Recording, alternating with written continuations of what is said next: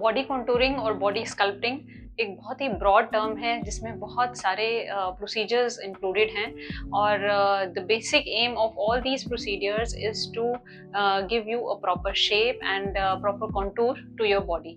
सो आज मैं इस वीडियो में बहुत सारे जो भी बॉडी कॉन्टूरिंग प्रोसीजर्स हैं उनके बारे में डिस्कस करूंगी और क्या क्या ऑप्शंस हैं हमारे पास इस कैटेगरी में। So hello friends, I am doctor Hina Kudiyar, director and co founder of the Sculpier clinic at GK1 new Delhi.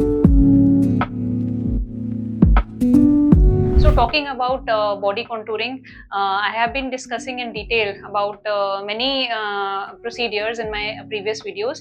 You can also go through those videos and subscribe to our YouTube channel, and so that you have a basic idea of all these procedures. So आज इस video में जो हमारी discussion रहेगी that will be pertaining to all the body contouring procedures which you might have heard of, और इसमें हम क्या-क्या कौन-कौन से तरीकों से बॉडी स्कल्पटिंग कर सकते हैं, क्या क्या ऑप्शंस हैं, सर्जिकल नॉन सर्जिकल, सबके बारे में हम डिस्कस करेंगे। So let's start our discussion with the non surgical techniques first. So non surgical techniques से भी हम बॉडी कॉन्टूरिंग अचीव कर सकते हैं। हमारे पास बहुत सारी डिवाइसेस हैं, ultrasound assisted, radio frequency assisted and some devices to get rid of the stubborn fat deposits for body contouring.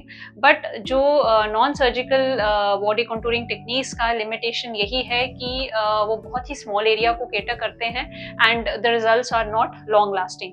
So to have a consistent result, long lasting results, हमारे पास surgical options हैं body contouring की, जिससे हम आपकी body को एक नया शेप और एक अच्छा कॉन्टूर दे सकते हैं। सो बॉडी कॉन्टूरिंग में हम अगर ब्रॉडली इसको हम डिवाइड कर सकते हैं into the non excisional procedures and the excisional procedures.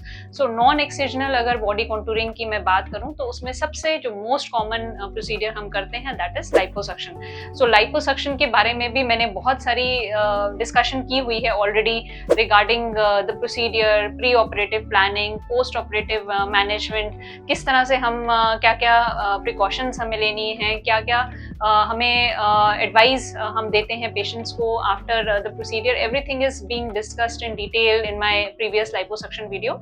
So liposuction जो है बहुत ही कॉमनली परफॉर्म प्रोसीजर है जो हम करते हैं to get rid of the stubborn fat deposits. और ये जो फैट डिपॉजिट्स हैं ये किसी भी मीन्स या एक्सरसाइज या डाइट, इससे हम नहीं पेशेंट्स जो हैं उससे गेट रिड हो सकते हैं। तो उन फैट डिपॉजिट्स के लिए हम लाइपोसक्शन करते हैं।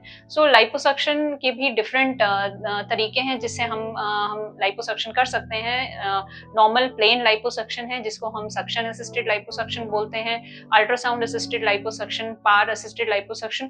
All these techniques, they are done to give a better shape and a better contour to the body. तो ये non excisional में सबसे commonly performed procedure है for body contouring. Now coming to the excisional procedures, जिसमें कि एक लंबी list है हमारे पास excisional procedures की, और ये जो procedures हैं हम किन केसेस में करते हैं। सबसे पहला जो है बहुत जो मैसिव वेट लॉस पेशेंट्स हैं जिन्होंने बहुत ज़्यादा जो ओबीस हैं और बहुत ज़्यादा उन्होंने वेट लूज़ किया है और उनकी स्किन जो है आफ्टर वेट रिडक्शन लूज़ हो गई है, सैगी हो गई है and it can not be retracted back by any means. तो अब हमें उस स्किन को केटर करने के लिए we have to exercise that skin. दूसरा है बेरियाट्रिक सर्जरी। बेरियाट्रिक सर्जरी के बाद भी सेम जो फैट है वो बिल्कुल ख़त्म हो जाता है and the skin becomes loose and hangy. सो उन केसेस में भी हमें एक्सिजनल जो बॉडी कॉन्टूरिंग टेक्निक्स हैं वो करनी पड़ती हैं। And third is after pregnancy. So post pregnancy also the abdominal skin it becomes loose and lax, और जो एब्डोमिनल मसल्स हैं वो भी वीक हो जाती हैं, plus the breast also after lactation वो भी लूज हो जाती है, it becomes lax the breast tissue. So इन सबको केटर करने के लिए we go for the excisional techniques. So excisional techniques में जो बहुत ही कॉमन प्रोसीडियर्स हैं they are the tummy tuck और एब्डोमिनोप्लास्टी। सो टमी टक और एब्डोमिनोप्लास्टी हम जो एब्डोमिनल स्किन है उसको एक्सरसाइज करते हैं, जो भी लूज और एक्सेस एब्डोमिनल स्किन है उसको एक्सरसाइज करते हैं।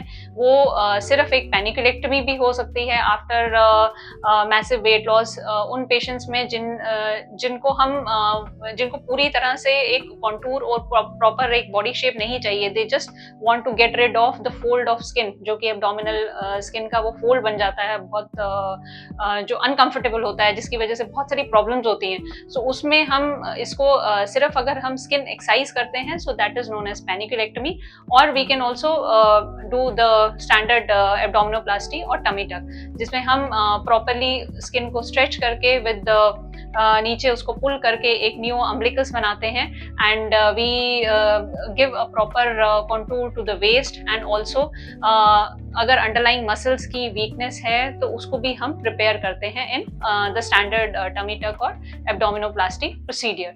सो दूसरा है breast surgeries. So breast surgeries post lactation, जिनका ब्रेस्ट लूज हो जाता है फीमेल्स का, and there is also loss of volume, तो उन केसेस में हम ब्रेस्ट लिफ्ट करते हैं, जो कि सिर्फ ब्रेस्ट लिफ्ट अलोन भी कर सकते हैं, प्लस अगर उनको वॉल्यूम एनहांसमेंट भी चाहिए तो हम वॉल्यूम ऑगमेंटेशन भी उसको कर सकते हैं विद फैट और implant. So all these techniques they can be used for to take care of the loose and lax post pregnancy and post lactation breast tissue. Similarly हम जैसे थाइज हैं, thighs में भी हम इनर थाई लिफ्ट कर सकते हैं to get rid of the excess skin in the medial thigh region. So medial thigh after weight reduction या फिर पोस्ट बैरियाट्रिक सर्जरी, जो भी बीच मीडियल साइड ऑफ थाई में जो भी लूज और हैंगी स्किन रहती है, हैंगिंग, सो वो रब करती है, एंड इट ऑल्सो गिव्स मतलब due to the friction there are rashes and it's very discomforting for the patients. So उस स्किन को भी हम एक्सरसाइज करते हैं through the thigh lift. Then a very broad जो हम सर्जिकल प्रोसीडियर करते हैं, that is the bed lipectomy और the lower body lift, जिसमें हम एंटीरियरली टमी टक को कंबाइन करते हैं with excision of the back skin, जो कि लोअर बैक में जो एक्सेस और लूज स्किन है उसको एक्सरसाइज करते हैं, प्लस उसके साथ हम बटक्स को भी लिफ्ट करते हैं। So all these procedures they give shape and contour to our abdomen and the thighs.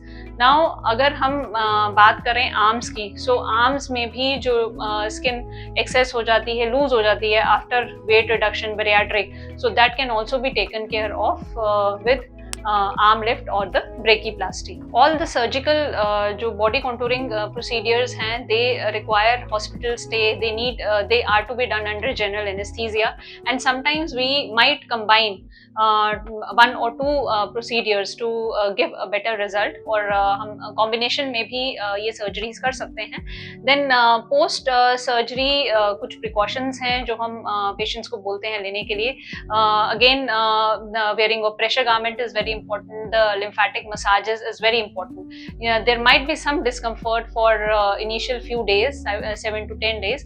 उसके बाद धीरे धीरे swelling कम हो जाती है, and 3 weeks के बाद it starts decreasing, and the final shape it comes over a period of months, like 3 to 6 months.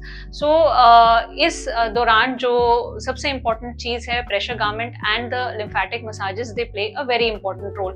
इस के लिए भी हमने lymphatic massages और pressure garment के लिए भी हमने अपनी YouTube चैनल में बहुत सारी वीडियोस बनाई हैं। You can go through them and you can watch the techniques by which हमें ये मसाजेस करनी है, क्योंकि हर सर्जरी का एक डिफरेंट मैकेनिज्म होता है, डिफरेंट टेक्निक होती है और सर्जरी के बाद जो हम रेकमेंड करते हैं for these massages. So friends, I hope आपको ये वीडियो पसंद आएगा, एंड मैंने इस वीडियो में बहुत सारी बॉडी कॉन्टूरिंग प्रोसीडियर्स के बारे में बात की है। इन इंडिविजुअल प्रोसीडियर्स के बारे में भी हम अपनी अपकमिंग वीडियोज़ में बात करेंगे, और कुछ टॉपिक्स के बारे में हमने ऑलरेडी अपने यूट्यूब चैनल पे बहुत सारी वीडियोस बना रखी हैं। You can watch them, you can subscribe to our YouTube channel, and आपको कोई भी डाउट्स हैं, कोई भी क्वेरीज हैं, you can write us, you can call on the numbers given, and you can also visit us. Thank you.